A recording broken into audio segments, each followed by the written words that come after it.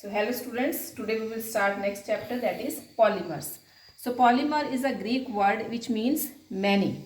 So these are the chemical substances which contain high molecular mass formed by a combination of a large number of simple molecules called monomers. So mono means single and mer means unit and poly means many or mer means unit. When single units combine with each other, chemically combine with each other, and they form a many units known as a polymers. So polymers are formed from the monomers. Like for example, ethylene, CH2 double bond CH2. It changes into polyethylene. Here this side, on the left side, there is a bond with another carbon which is shown by this hyphen, and this on the right hand side there is also again bond with another one unit of a CH2. So this CH2 units is a one unit, single unit is monomer, and number of units combined with each other which forms a polyethylene. N is any number, and the process by which these monomers change into polymer is known as a polymerization. So polymerization is the process by which the polymers are formed. Next is polymers which contains a high molecular mass. It means these polymers are also macromolecules with a large number of molecular masses. But all macromolecules are not the polymers, because these may or may not contain monomer units. Like for example, chlorophyll. Chlorophyll is a macromolecule, but it not contains any monomer.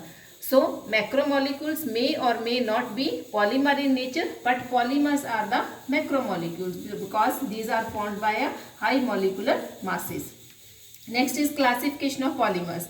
First is on the basis of their source. Source means from which we get these polymers. First is natural polymers. Natural polymers, its name indicates, which we get from the natural resources like plants and animals. For example, starch, cellulose, protein. These are the natural polymers which we get from the plants and animals. Second type is synthetic polymers. As name indicates, these polymers are also known as a man-made polymers, which are artificially prepared in the labs by artificial process.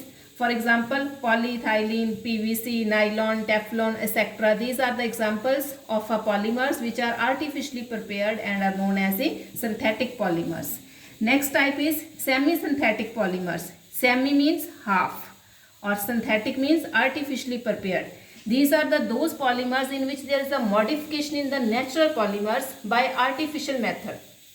For example, rayon or vulcanized rubber.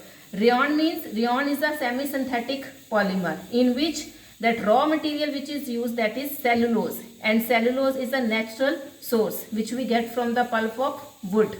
So it's a semi-synthetic polymer in which raw material is natural, and after this natural material is artificially prepared by mixing a sodium hydroxide or by washing with the sulfuric acid and changed into the synthetic polymers, are known as a semi-synthetic polymers.